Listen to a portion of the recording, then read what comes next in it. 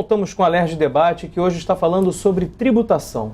Bom, essa substituição tributária, ela é uma lei nacional, só que ela é aplicada em cada estado, né? Cada estado define qual é a cesta de produtos que deve entrar ou não na substituição tributária. Comparando o Rio com outros estados, como é que a gente está posicionado? Olha só, é verdade.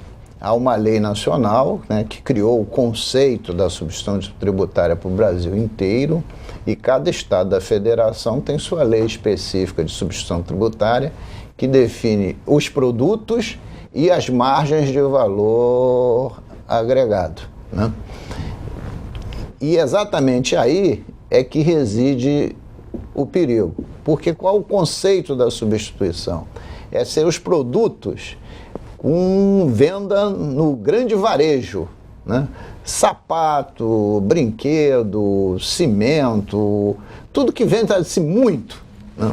Mas hoje os governos estão colocando produtos que não são de grande venda no varejo. Se dependesse do desejo dos governos, 100% dos produtos entrariam na substituição tributária, né? E essas margens de valor agregado, muitas vezes, quebram uma empresa. Por quê? Porque imagine um pequeno comerciante que venda sapato. Se bota uma margem de valor agregado muito grande, ele fica com o preço do sapato muito alto. Aí pega lá um shopping que venda dezenas de produtos, pode fazer uma remarcação para sapato e ele não pode. Então ele fica com o produto dele encalhado e onde ele já adiantou o pagamento do imposto, né? Então essa comparação entre os estados, eu particularmente não as tenho, porque nunca pesquisei as diversas margens de valor agregado. A informação que eu possuo é que essa prática é sem fazer consulta a quem de fato pode definir essa margem, que seria uma pesquisa de campo. E ninguém faz essas pesquisas de campo.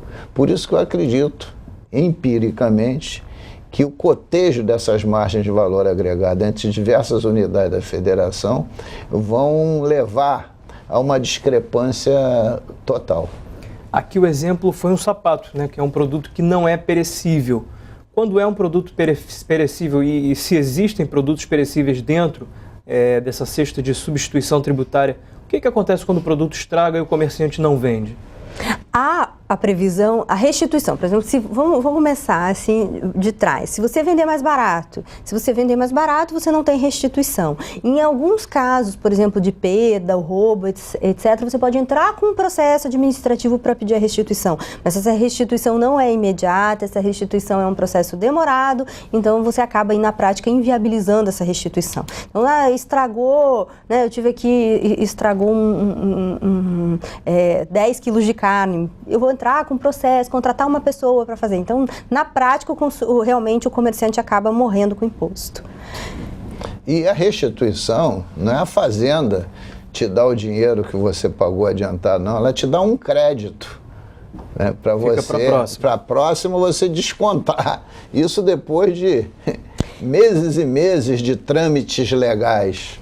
É interessante até também, porque a substituição tributária ela não é ruim por si só, não é nem o problema da antecipação do imposto e de eu presumir, de eu prever, de eu supor que o produto será vendido e, portanto. O problema da substituição tributária também são todas as obrigações acessórias que você passa para o contribuinte, que você obriga. Então eu sempre dou o exemplo da Dona Maria, que resolveu fazer um chocolate muito bom e resolveu então vender esse chocolate a várias banquinhas que tinham no bairro. A Dona Maria virou uma substituta tributária. A Dona Maria vai ter que entender de todas as leis de tributação, que não são fáceis nem para nós que entendemos disso e trabalhamos com isso no dia a dia. E a Dona Maria tem que recolher direitinho o ICMS dela e a de toda a cadeia, inclusive a compra lá do Renato, quando o Renato vai comprar o chocolate. Até isso a Dona Maria tem que supor e tem que recolher lá na empresinha dela.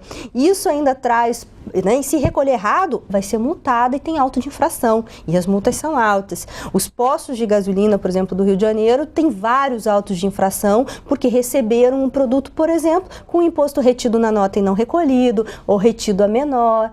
Então, a substituição tributária não é ruim só pelo fato de eu pagar. É o que eu passo a obrigação para empresas, que muitas vezes são micro e pequenas empresas, de fazer o que o Estado deveria fazer, que é fiscalizar o recolhimento do imposto. Aproveitando, né? Olha só, a micro e pequena empresa, ela, pela lei nacional, ela tem que recolher em cima do seu movimento, do que ela produz, né? Da sua movimentação, da sua arrecadação, né? Mas a substituição tributária diz que todos têm que estar, quando o produto entra na substituição, inclusive a micro e pequena empresa. Então, por isso que ela dá o exemplo da Dona Maria. A Dona Maria, que seria uma microempresária, iria pagar sobre o seu faturamento, né? Ela, como o produto dela está na substituição, ela não vai pagar sobre o faturamento. Ela tem que ter quase um grande escritório de contabilidade para cumprir todas as obrigações acessórias, isto é, entregar disquete com os dados digitalizados, todas as informações que a Fazenda dá, etc. E se atrasar um prazo desse, ela pode ser multada em valores superiores ao valor do recolhimento do imposto. E esta lei, que tem aqui no estado do Rio de Janeiro, das multas sobre as atribuições acessórias, é um absurdo. Porque aí, se comparado com o Espírito Santo, com São Paulo, com Minas Gerais, é muitas e muitas vezes maior essas multas.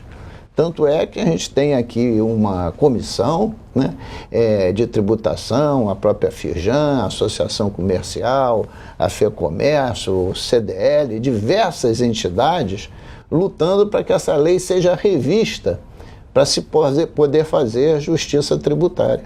A micro e pequena empresa poderia ser enquadrada numa categoria especial? Deveria. Existe uma lei federal, que é uma lei complementar, que é a Lei 123, que é o Estatuto da Micro e Pequena Empresa, que lá a micro e pequena empresa encontra diversos direitos, diversos privilégios que ela deveria ter, ser tratado como uma micro e pequena empresa. Mas nós temos dificuldades até nisso. Então, essa questão da multa, por exemplo, que o deputado falou, ela deveria ser sempre reduzida em 50% quando fosse autuada uma micro e pequena empresa.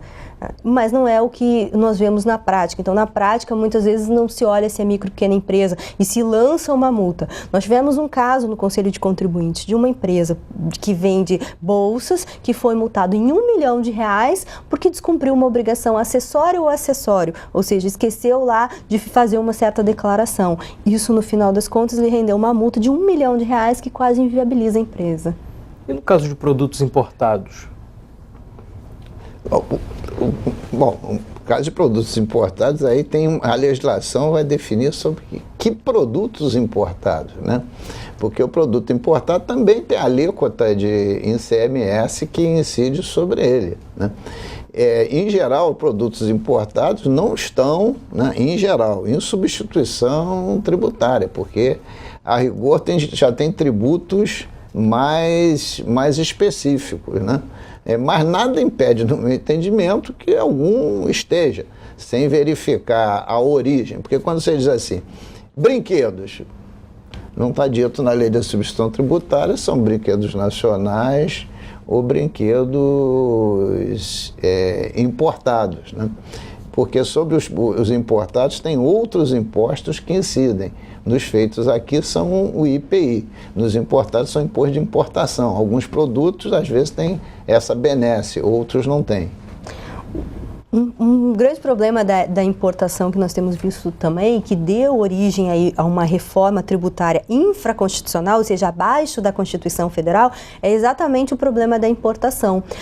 Muitos estados, como o Espírito Santo, têm programas que não cobram ICMS ou cobram reduzido ICMS na importação. Então, esse produto acaba entrando lá pelo Espírito Santo, não pagando nada de imposto, e depois ele é enviado para o estado do Rio de Janeiro, numa operação interestadual, a 12%.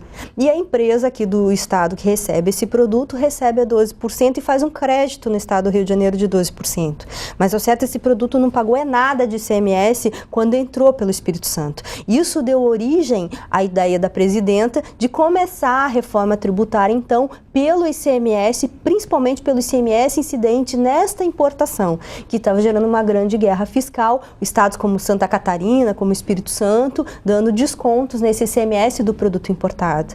E eu diria que o grande problema não é nem só esse. O grande problema são dos produtos que entram pelo Brasil, por vários portos e aeroportos, sem que tenham a tributação, que paguem tributação nenhuma. Então, produtos que containers inteiros que chegam da China na madrugada e que pagam é zero. Então, a nossa concorrência realmente fica ainda mais difícil. Aliás, a concorrência fica predatória, né?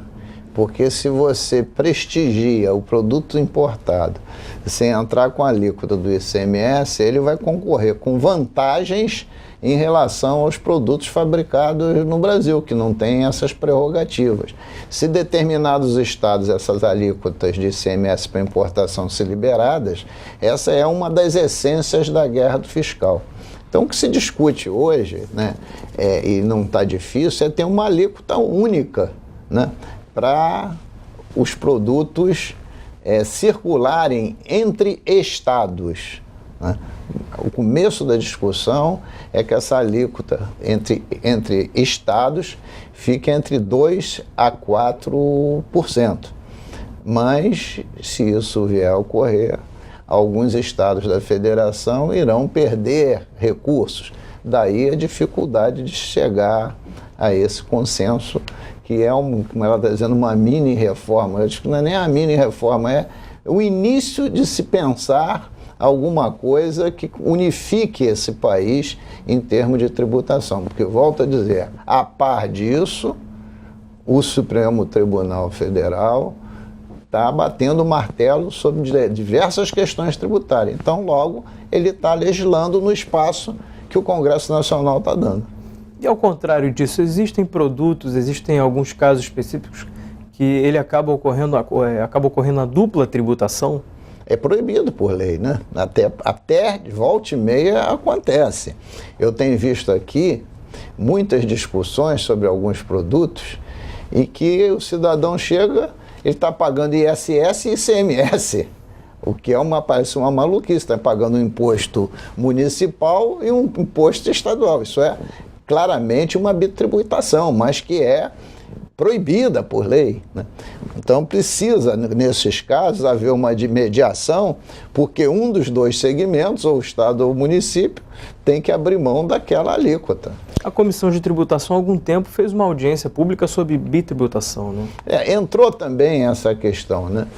Se eu não me engano, foi um produto da indústria farmacêutica que estava acontecendo esse tipo de questão, na cidade do Rio de Janeiro, especificamente. Nós temos, além da tributação em si, da alta carga, nós temos esses problemas. A indústria gráfica é um bom exemplo. A indústria gráfica é tributada tanto pelo ICMS quanto pelo ISS numa mesma operação. Isso é muito comum acontecer, o Estado e o município acharem que podem tributar a mesma empresa e a mesma tributação. E como se resolve? A coitada da empresa que tem que contratar os seus advogados para tentar se defender e tentar pagar um imposto só. Bom, tá certo. Eu quero agradecer aqui muito a presença dos dois no nosso estúdio. E o Alerj Debate fica por aqui. Se você quiser rever este programa, pode acessar www.tvalerj.tv. TV Alerj, o canal do povo fluminense. Até a próxima.